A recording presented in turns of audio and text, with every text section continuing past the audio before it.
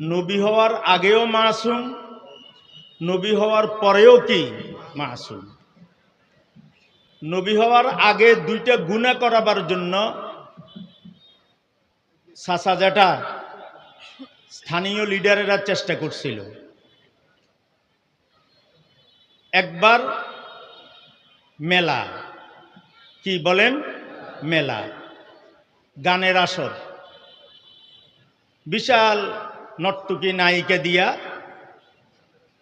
নাচ গান করবে।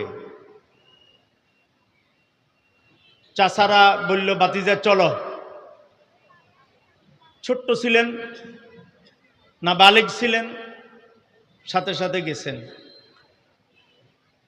হাদিসে লেখে নবী আলাইহিস সালাম যখন চেয়ারে বসছেন, বসার সাথে সাথে যে ঘুম আসছে, সমস্ত মেলা খেলা সব ভাঙি, সবাই চলে গেছে। পরের দিন সকালবেলা সূর্যের আলো গায়ে পড়ছে আর জাগরণ হয়েছেন।